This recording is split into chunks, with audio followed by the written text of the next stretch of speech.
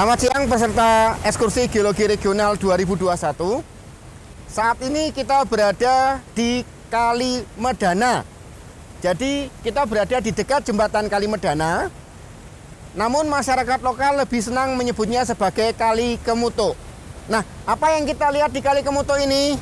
Ya, Kali Kemuto ini sebetulnya adalah bedrock stream, di mana sungainya menggerus formasi penosogan. Nah, formasi penosogan yang kita lihat di sini adalah batuan sedimen yang berlapis-lapis, terutama didominasi oleh lempung dan pasir yang kalkarius, atau orang sering menyebutnya sebagai napal. Nah, napal di sini, ya kalau kita lihat terlipat-lipat. Oleh karena itu tadi penosogan dan halang merupakan bagian dari antiklinorium karang sambung. Nah, yang kita lihat sekarang, kita kira-kira berada di sisi timur dari antiklinorium karang sambung, atau di sebelah utara dari lokasi STA2 tadi. Kita bisa melihat lipatan-lipatan, beberapa sudah terlipat tegak di sana dan mengalami beberapa struktur-struktur geologi, kekar dan patahan. Penjelasan mengenai litologi dan struktur geologi yang ada di Kali Kemuto akan dijelaskan oleh Bapak Hendra Amijaya dan Bapak Dr. Salahuddin Hussein. Terima kasih. Oke, selamat datang adik-adik di STA 3 pada EGR 2021 ini ya.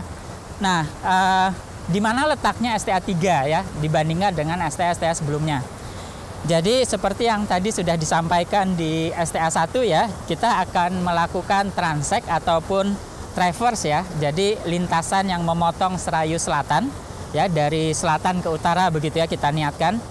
Dan letaknya cukup spesifik sebetulnya ya, karena memang area ini dipilih berdasarkan aksesibilitasnya. Tadi di STA 1 sudah diberi pengantar bagaimana kita melihat fisiografi ataupun tektonomorfologi ya di sini yang menyusun, yang membangun Serayu Selatan. Jadi kalau kita bagi menjadi 3 seperti tadi sudah kita diskusikan, bagian timur adalah Bruno Massif, kemudian bagian tengah adalah Antiklinorium karang sambung, dan yang paling barat ini adalah Jampang Massif. Nah, letak transek kita itu cukup spesifik, yaitu dia berada di batas atau pertemuan antara 2 unit tektonomorfologi tadi ya di situ, yaitu antara Antiklinorium karang sambung dengan Bruno Massif ya di sini. Nah, sedikit bercerita tentang bagaimana tektonik mendeformasi dan membentuk Serayu Selatan hingga saat ini ya. Satu hal yang menarik adalah karang sambung sebagai bagian dari Serayu Selatan merupakan salah satu dari 3 tempat di Pulau Jawa di mana batuan-batuan berumur Mesozoik itu tersingkap di permukaan. Nah, tentu perlu proses tektonik tertentu ya yang bisa menempatkan batuan-batuan berumur Mesozoikum tersebut yang umumnya menjadi landas ataupun basement bagi sedimentasi Kenozoik ya, itu berada di permukaan. Nah, untuk karang sambung, salah satu skema yang menarik adalah deformasi yang melibatkan sesar anjak ya di sini. Jadi yang ungu ini adalah unit batuan berumur Mesozoik ya. Dia bercampur aduk, ada batuan bekunya, ada batuan metamorfiknya, ada sedimennya juga. Yang ini berkumpul menjadi satu yang disebut sebagai melangs. Melangs atau campur aduk atau bancuh, di mana percampuran batuan dari berbagai origin dan genesis itu berkumpul dalam satu tiren ya, dalam satu area yang signifikan dan bisa dibedakan dari area sekitarnya. Nah, batuan melangs di karang sambung ya umumnya dikenal sebagai komplek Luk Ulo, itu berdasarkan pada keterdapatan atau singkapan mereka di permukaan kita bagi menjadi 2. Yang paling besar ini disebut sebagai kompleks Seboro ya, jadi dia menjadi core ya, inti dari Antiklinorium karang sambung ini sendiri. Nah, kemudian di selatannya di sini ya, atau sebetulnya lebih tepat bisa kita katakan lebih depan. Mengapa lebih depan? Karena di dalam sesar anjak ya, karena ini dipping dari sesar anjak ke utara, berarti proses progradasi sesar anjaknya adalah berjalan ke selatan. Nah, berarti Melangs yang lebih kecil ini, komplek Melang yang lebih kecil kita sebut sebagai komplek Melangs Jatisanit, ya. Ini dia lebih depan. Nah, jadi apa hubungannya sesar anjak yang menempatkan komplek Melang Luk Ulo dengan antiklinorium ini?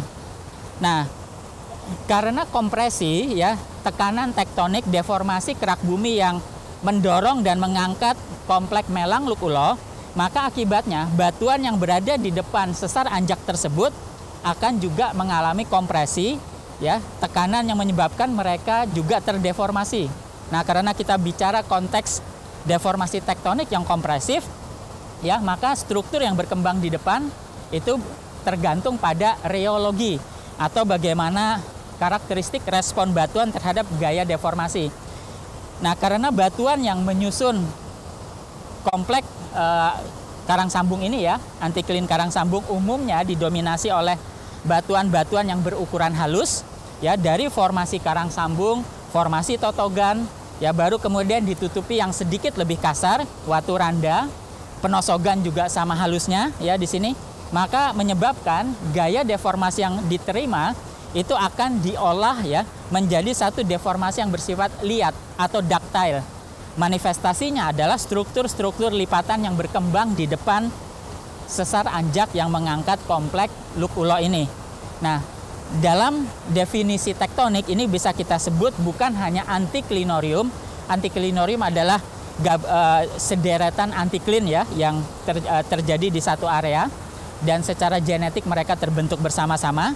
Nah, secara definisi lain kita bisa menyebutkan karena hubungan sesar anjak dengan antiklin ini, maka kelompok unit tengah ini, ya, unit tektonomorfologi yang tengah bisa kita sebut sebagai fault thrust belt, ya. Jadi sabuk lipatan dan sesar anjak. Oke. Nah, inilah biasanya ketika orang membahas tentang Serayu Selatan, hampir semua diskusi dipusatkan di sini.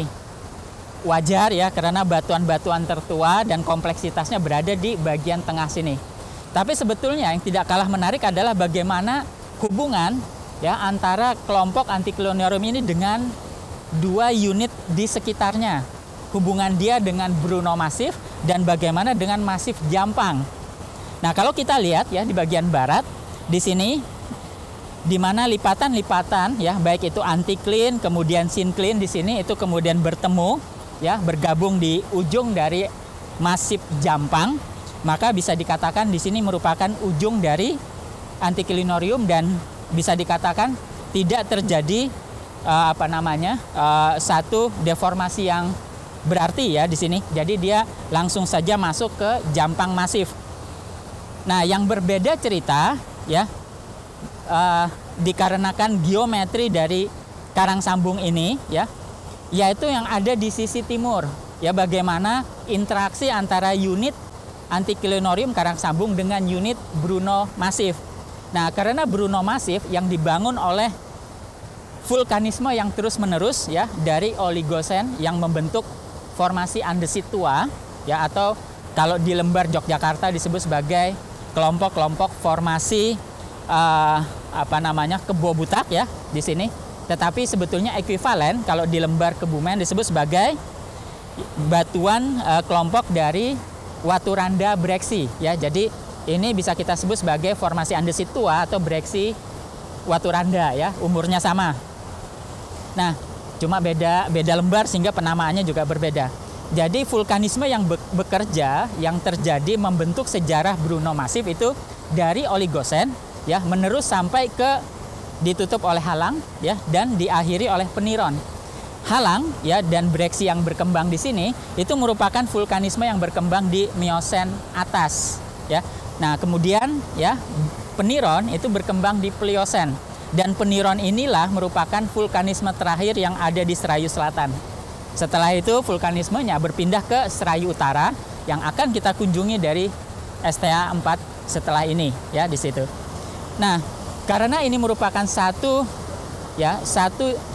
kelompok morfologi yang disusun oleh batuan yang bersifat didominasi batuan yang kasar, batuan beku, dan berbagai kelompok sedimen-sedimen vulkanik klastika, yang berukuran kasar, maka dia menjadi satu morfologi yang kita sebut sebagai kompeten atau masif ya. Jadi dia tidak terpengaruh oleh deformasi di sekitarnya. Deformasi yang terjadi di Bruno Massif hanya ada di sisi selatan ya, di sini. Nah, jadi ada beberapa antiklin ya, tetapi sebagian besar deformasi ductile pembentuk antiklin ada di sini. Apa yang terjadi ketika kelompok Melang Lok Ulo didorong naik? Dia akan bergerak ke selatan ya, memampatkan sedimen-sedimen yang menutup di atasnya untuk juga ya terangkat di selatan sebagai satu seri lipatan atau antiklinorium.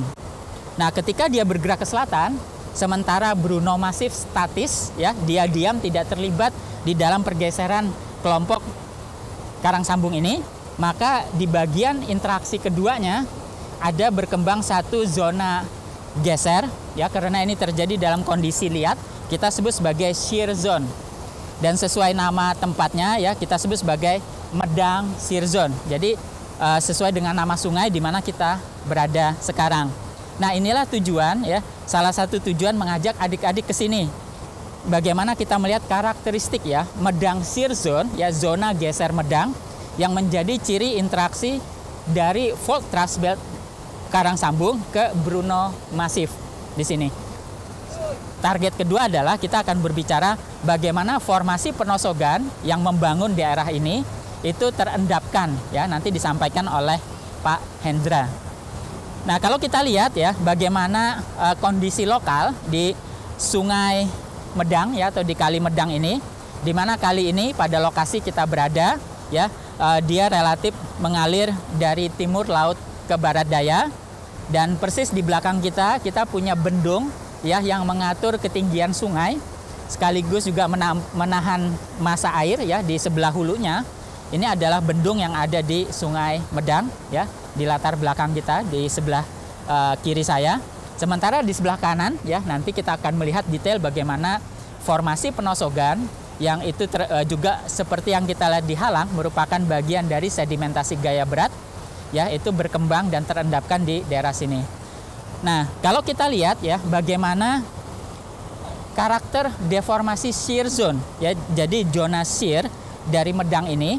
Jadi kalau kita sederhanakan ya, masing-masing zona shear itu diwakili oleh satu zona patahan yang definitif ya di situ, tetapi karena mereka bergerak dalam kondisi yang ductile ya di situ, maka dia menghasilkan beberapa deformasi yang bersifat liat. Salah satunya adalah pembentukan lipatan-lipatan lokal yang berasosiasi dengan pergeseran, atau kita menyebutnya sebagai drag fault, lipatan seret. Nah, ya, kalau kita lihat di sini yang kita jumpai sebetulnya ya, batuan yang ada di sini dia sudah terkena deformasi akibat seretan dari sesar-sesar yang membentuk ya Medang Shear Zone ini. Nah, sesar apa saja ya? Jadi di sebelah timur, yang paling timur ini adalah sesar Medang sesuai dengan sungai yang dia lewati, dan di sepanjang sini ya deformasinya sangat banyak sekali. Kemudian di sebelah barat ya di sini kita punya sesar yang disebut sebagai sesar Wadas Lintang, mengacu pada kota di sebelah utara yaitu kota Wadas Lintang. Kemudian nanti di sebelah barat lagi ya kita punya sesar Tritis. Nah, sesar Medang, sesar Tritis ini keduanya membentuk sungai, salah satu sungai yang mengalirkan airnya ke Waduk Wadas Lintang ya. Jadi sungai-sungai yang berasal dari arah timur laut ya, itu umumnya dikontrol oleh sesar-sesar dari Medang Shear Zone ya di sini. Dari mana hulunya? Nah, hulu dari masing-masing sungai tersebut ya umumnya mengambil aliran airnya dari bagian utara, dari batas Serayu Selatan ya di situ, dan juga mengambil dari arah Bruno Massif dan juga dari arah ya ujung dari Antiklinorium Karang Sambung. Nah, massa air ini kemudian dibawa berkumpul di Waduk Wadas Lintang ya di sini. Nah, secara umum ya karena respon dari gerakan dorongan dari kompleks Luk Ulo ya, umumnya Medang Shear Zone ini akan bergeser dengan kinematika ya dekstral ya di sini. Jadi kinematikanya sinistral ya di sini. Jadi kinematika di mana blok ya karang sambung ini bergeser ke selatan ya, sementara blok Bruno Massif bertahan, maka di sini ya akan berkembang zona sesar sinistral ya di sini, zona shear yang bersifat left lateral ataupun sinistral. Nah, di sini. Nah, akibat pergeseran tersebut, maka lapisan-lapisan penosogan ya yang nanti akan disampaikan Pak Hendra secara lebih detail mengenai sedimentologi dan stratigrafinya, dia akan mengalami lipatan seret. Nah, di sini kita bisa lihat ya, lipatan seretnya. Umumnya lapisannya mengikuti zona sesarnya, tetapi di tengah antara sesar Medang dengan sesar Wadas Lintang ya, dia mengalami lipatan seret atau drag fault sehingga dia membentuk ya yang kita sebut sebagai lazy S ya. Jadi S yang malas, S santai ya, dia melengkung seperti ini. Nah, sehingga dia akan membentuk anticline dan syncline. Sehingga di sini ya, di bagian anticline-nya kita sebut sebagai anticline window ya, anticline window mengacu pada nama gunung di sana. Kemudian syncline-nya kita beri nama syncline Wadas Lintang ya di situ. Kita akan mencoba melihat ya lebih dekat lagi bagaimana sebetulnya deformasi ini terekam dalam skala singkapan. Mungkin singkapannya belum cukup mewakili semuanya, jadi kami mengundang ya adik-adik yang berminat untuk belajar dari sejarah geologi, deformasi maupun tektonik untuk menyempatkan diri, karena lokasi ini mudah sekali ditemukan ya di pinggir jalan yang menghubungkan Kebumen dengan Wonosobo ya di sini. Oke, mari kita melihat satu singkapan paling tidak mewakili ya bagaimana deformasi di sini disikapi, terutama dengan menghasilkan lipatan-lipatan seret dalam skala singkapan. Kita menuju ke tebing ini ya.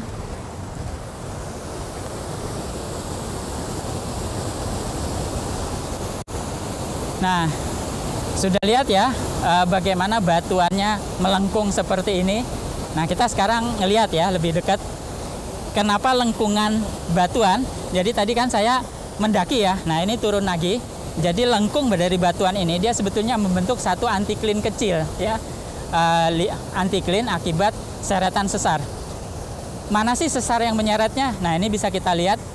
Jadi salah satu key ya, kunci di dalam mengidentifikasi sesar itu salah satunya adalah offset perlapisan. Jadi bagaimana lapisan yang ada di belakang saya ini itu tidak ditemukan lagi di blok sebelahnya ya. Itu kunci pertama. Nah, sekarang kunci kedua.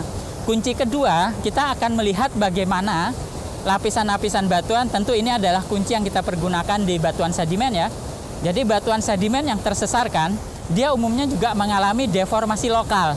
Di sini kita bisa lihat ya, yang seharusnya ya dia lurus tapi kemudian dia melengkung.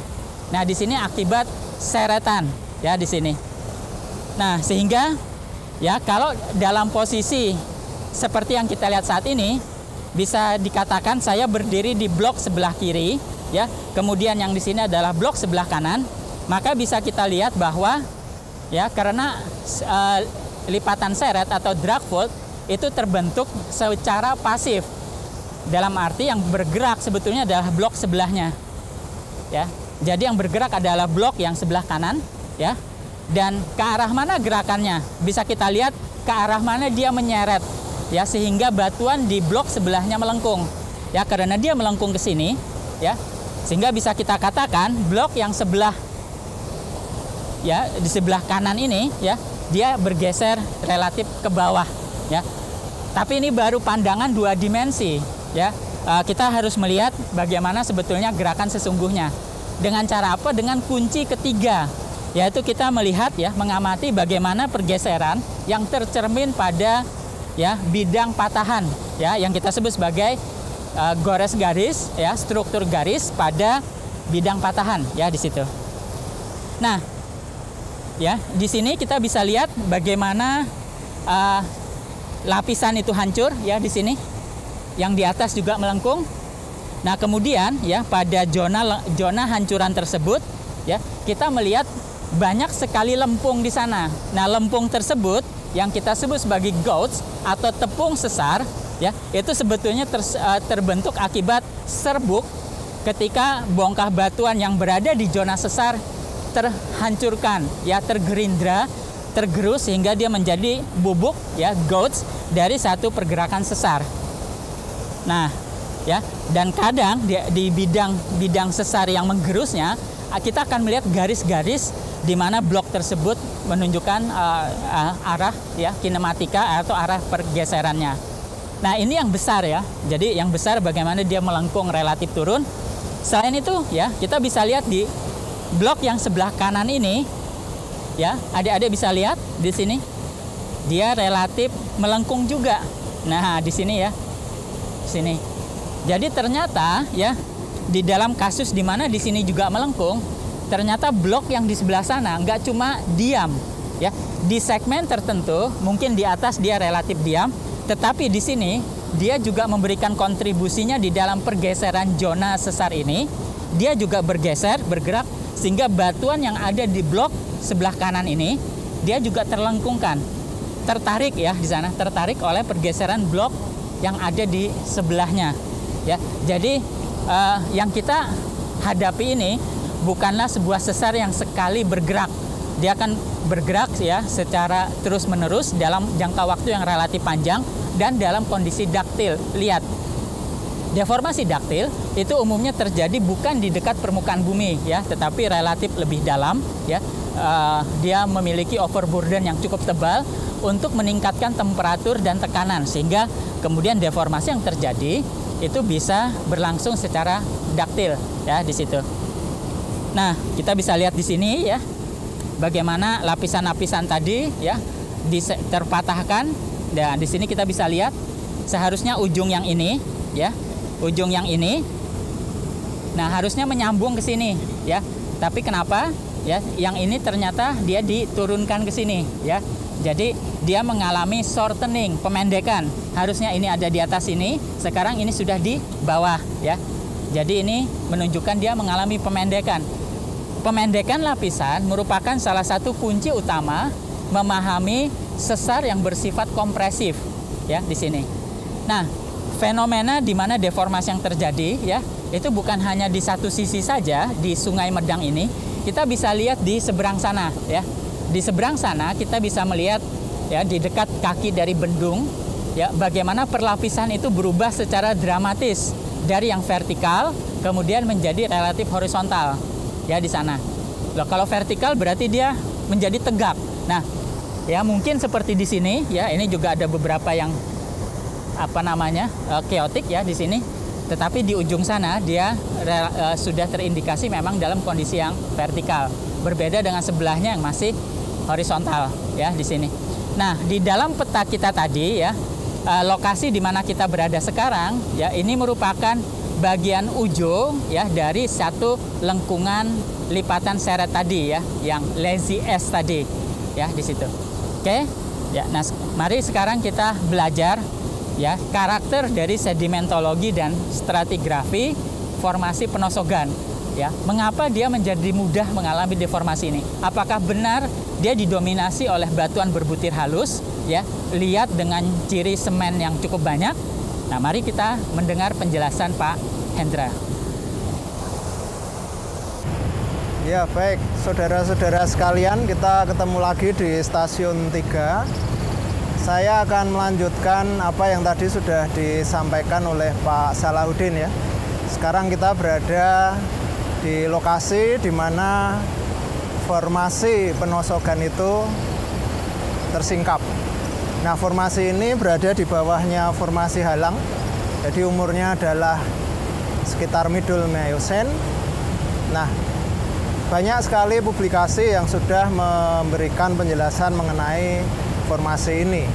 Nah, umumnya formasi ini juga dianggap sebagai salah satu produk pengendapan gaya berat, atau secara umum menyebutnya proses-proses turbidite, ya. Walaupun kita tahu tadi yang sudah saya jelaskan juga di stasiun 1 bahwa pengendapan dengan aliran gaya berat itu ada macam-macam, ya, modelnya. Tetapi yang paling dikenal memang turbidite. Nah, Formasi ini juga menunjukkan ciri khas pengendapan sedimen dengan cara tadi aliran gaya berat, khususnya dengan adanya turbidite flow ya. Nah, pada singkapan ini kita bisa melihat suatu sekuen batuan sedimen yang cukup menarik, banyak lapisan ya. Banyak lapisan dari bawah sampai ke atas. Di bagian bawah kita banyak menemukan lapisan batu pasir yang agak tebal. Kemudian ada sisipan-sisipan kecil batu lanau, batu lempung sedikit sekali. Kemudian agak ke atas kita bisa melihat ada batu pasir yang ada kesan bedding dan kesan ripple tapi tidak begitu bagus ya, ada kesan gelembur gelombang tapi tidak begitu bagus.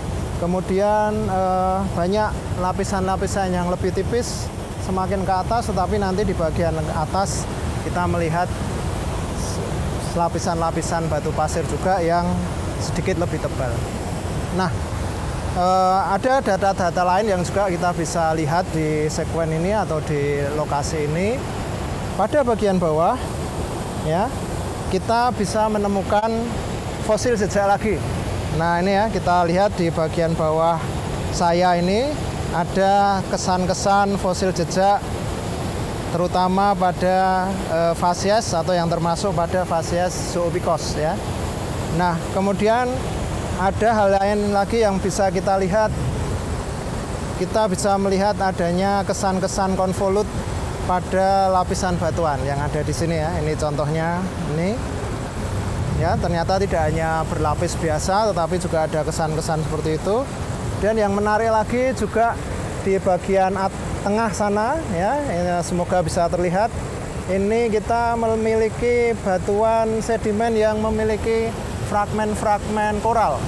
Fragmen koral, fragmen cangkang di sana. Sehingga ya mungkin kalau kita sebut sebagai breksi koral gitu sudah bisa mungkin ya. Sebelah sana. Nah, yang hal-hal yang menarik lagi lainnya adalah juga kalau kita menggunakan HCl begitu, di beberapa lapisan itu menunjukkan adanya kandungan karbonat. Jadi sifatnya karbonatan.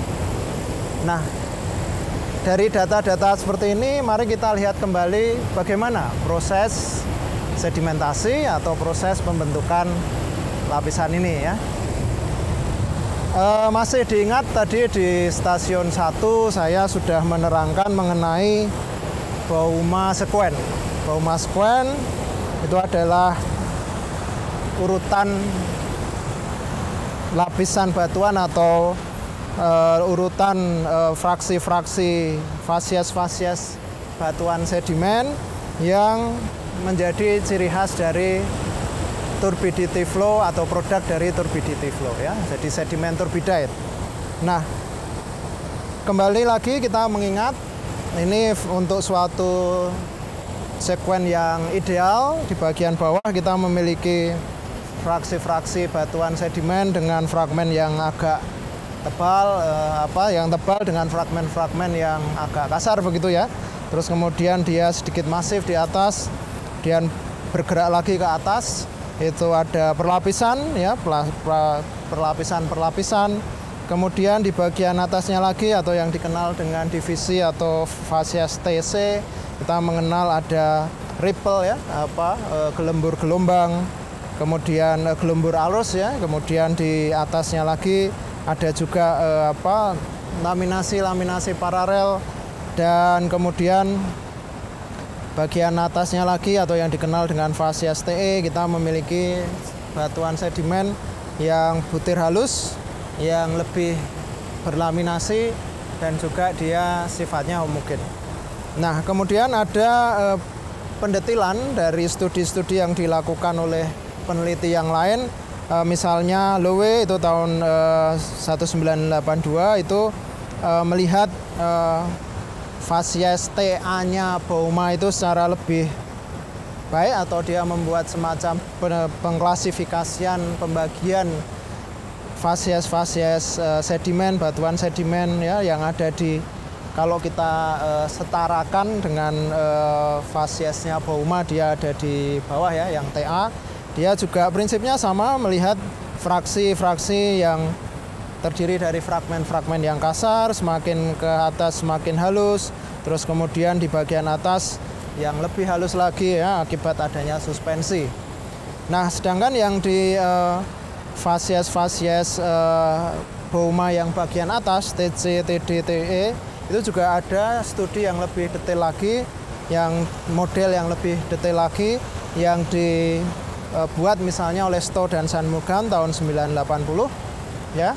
Kita lihat di bagian bawah modelnya Stowe dan Shanmugam ini ada ripple ya, ada ripple, gelembur arus ya, gelembur arus. Terus kemudian ada lapisan-lapisan yang tipis, laminasi. Di bagian atas dia kemudian agak sedikit berubah menjadi yang lebih masif. Nah, kemudian juga ada sedimen-sedimen berbutir halus, di mana di situ ada kegiatan-kegiatan, salah satu pencirinya adalah ada kegiatan-kegiatan organisme yang nantinya salah satunya bisa menghasilkan fosil jejak. Nah, dari apa yang kita lihat di lapangan ini, sebetulnya kita sudah bisa melihat atau kita bisa menyimpulkan apa yang terjadi. Banyak lapisan yang kita lihat. Banyak lapisan yang kita lihat. Di mana lapisan itu terbentuk atau pada fasies yang mana si lapisan itu terbentuk. Ya, kalau kita mengingat kembali flow regime, ya, flow regime, lapisan akan terbentuk pada upper flow regime, di mana kekuatan dari arusnya sedikit lebih kuat daripada kalau dia lower flow regime, misalnya yang menghasilkan gelembur arus misalnya, ya. Artinya si lapisan-lapisan ini, ya, atau kalau kita melihat lapisan-lapisan ini ada perubahan rejim aliran, ada perubahan rejim aliran. Lapisan-lapisan yang tebal, kemudian kita melihat ada sedikit kesan gelembur arus tidak jelas ya, kemudian ada lapisan-lapisan yang lebih tipis, lapisan-lapisan yang lebih tebal lagi. Nah, kita bisa melihat adanya proses perubahan rejim aliran yang menunjukkan atau menghasilkan kenampaan-kenampaan lapisan yang berbeda. Nah, kembali lagi ke model yang kita punya, ya, yang kita miliki. Misalnya kalau kita melihat model Bouma yang ideal, ya, model turbidite sedimen yang ideal. Nah, di mana lapisan-lapisan itu akan terjadi? Lapisan-lapisan bisa kita lihat terjadi pada fasies atau pada bagian TB, ya.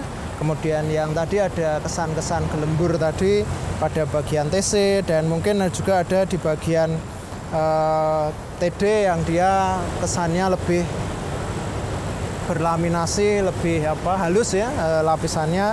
Nah, bisa kita lihat bahwa ternyata ya kemungkinan besar kita akan berhadapan atau kita pada saat ini berhadapan dengan fasies-fasies atau pengelompokan-pengelompokan di sini, ya kan?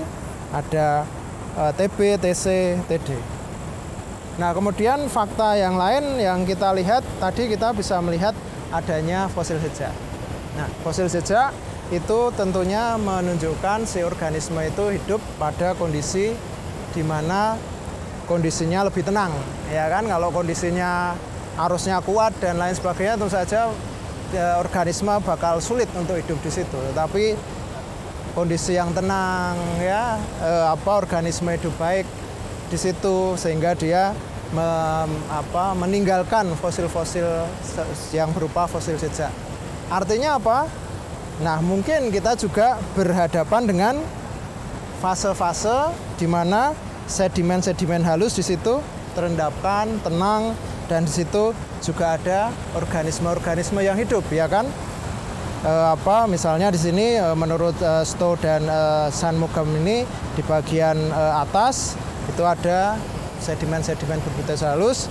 Di situ kita bisa mendapatkan ada banyak organisme yang hidup dan tentu saja mereka meninggalkan jejak-jejak pada sedimen itu. Atau kalau di dalam versinya Bouma itu ada di sekitar fasies atau di bagian TE ini. Nah, bisa kita lihat di sini suatu proses pengendapan yang prosesnya adalah menunjukkan mekanisme pengendapan di fasies-fasies ini, ya. Apakah itu di TB, TC, TD, TE. Nah, seperti tadi juga pernah saya sampaikan bahwa kita belum tentu akan menghasilkan atau kita belum tentu akan melihat fasies, semua fasies atau semua bagian dengan lengkap.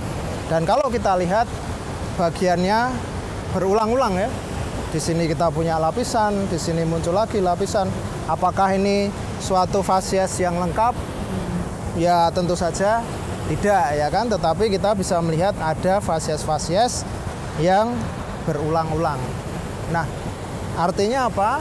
Artinya mungkin sekarang kita tidak berada pada posisi di mana kita bisa melihat suatu tumpuan atau suatu sekuen lapisan batuan sedimen yang lengkap seperti ini sebagai hasil dari pengendapan turbidite. Nah, mungkin hanya sebagian ya, di sini TB, TC mungkin hanya sebagian di sini, tetapi prosesnya berulang-ulang ya, prosesnya berulang-ulang. Nah, kalau kita kembali kepada melihat model sedimentasi di kipas dasar laut, nah ya bisa jadi kan proses tidak hanya sekali jadi ya toh. Proses berulang-ulang ya, berulang-ulang, yang ini sedang terjadi, kemudian datang lagi sedimen ya, tertumpuk lagi, datang lagi sedimen, tertumpuk lagi. Mungkin yang di sini yang tertumpuk di sini fasies TB/TC, tetapi kemudian yang datang agak posisi menumpuknya agak jauh sehingga yang di sini yang tertumpuk adalah fasies yang lain lagi atau mungkin fasies yang sama. Nah, itu adalah dinamika sedimentasi yang terjadi pada suatu endapan laut dalam atau model sedimentasi kipas dasar laut seperti yang tadi sudah kita bicarakan.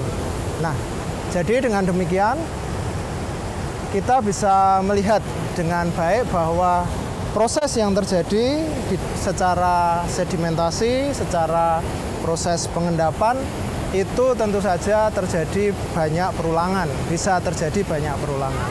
Tidak harus semua bagus satu paket lengkap, belum tentu. Bisa jadi perulangan-perulangan karena pada saat dulu proses pengendapannya ada banyak hal yang berpengaruh. Ya.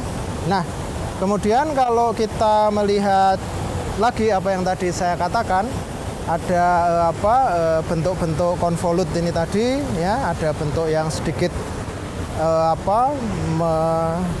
melengkung begitu ya. Nah, ini memang ada banyak kemungkinan dia bisa terjadi di mana, tapi prinsipnya pada saat itu ada proses pengendapan di mana sedimen yang agak berat di atasnya dia akan lebih melesak turun begitu ya. Nah, kalau kita tata kembali, kita tahu bahwa dia menunjukkan suatu fasies yang di sini tadi ya, TB, TC, TD sekitar itu, ini bagian dari apa yang disebut sebagai klasik Bouma sekuen. Jadi penciri Bouma sekuen yang klasik, perulangan seperti ini. Artinya dia muncul di mana? Ingat kembali tadi yang saya katakan di stasiun 1 ya. Ukuran butir, ada distribusi yang lebih halus, sedikit menjauh ya kan. Di mana kira-kira? Tentu saja kalau di bagian atas seperti tadi di stasiun 1 ya mungkin tidak seperti itu karena kita tidak menemukan selam ataupun sedimen-sedimen yang mungkin dia densitinya lebih tinggi. Tetapi dengan model seperti ini kita berhadapan dengan sedimen-sedimen di mana densitinya lebih ringan, lebih tidak terlalu pekat. Kemudian juga ada sedikit kenampaan gelembur arus yang menunjukkan bahwa itu sudah terjadi pada kondisi dia lower flow regime, ya kan? Di mana dia bisa terjadi seperti itu? Bisa terjadi pada daerah-daerah yang sudah sedikit lebih jauh pada model kipas laut dalam atau kipas dasar laut yang kita miliki, ya. Disinilah kira-kira sedimen-sedimen classical turbidite itu tadi yang salah satunya dicirikan seperti ini itu akan terbentuk lebih pada kondisi mid fan ke arah lower fan. Ya, logikanya tidak terlalu sulit untuk kita bisa memahami itu asal kita bisa memahami bagaimana proses arus turbid itu terbentuk. Seperti yang tadi sudah kita bicarakan di lokasi 1. Nah, tadi saya juga mengatakan ada breksi yang isinya adalah koral di sana ya, cangkang-cangkang atau koral. Kemudian ada juga bagian-bagian dari lapisan-lapisan ini yang dia karbonatan. Apa artinya? Nah, sudah jelas ya. Artinya kita memiliki suatu lapisan yang di situ ada pecahan-pecahan koralnya, pecahan-pecahan cangkangnya. Berarti sumbernya somewhere, ya, sumbernya di atas. Pada saat si kipas dasar laut ini dulu terbentuk, di sini sudah juga ada batuan yang karbonat, ya toh, ada reef atau mungkin sekuen-sekuen karbonat yang lain yang somewhere dulu ya di suatu tempat di sini sudah ada, yang kemudian nanti menyumbang sedikit karbonatnya pada lapisan-lapisan yang ada di bawah yang terbentuk sebagai kipas dasar laut. Nah, oleh karena itu kita bisa memiliki adanya sedikit lapisan yang tadi mengandung fragmen-fragmen koral ataupun cangkang, dan juga kita bisa melihat adanya kandungan-kandungan karbonat pada lapisan-lapisan sedimen yang lain. Jadi sudah clear ya bagaimana proses pengendapan atau proses sedimentasi yang terjadi pada lokasi ini, atau secara umum kita menjarakan formasi penosokan secara umum ya.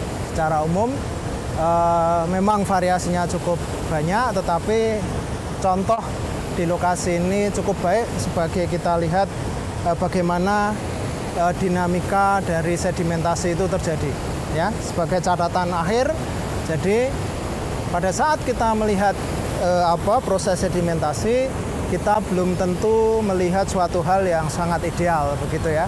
Satu paket yang bagus, satu paket yang ideal, belum tentu juga. Tetapi kita mungkin melihat bagian-bagian yang berulang.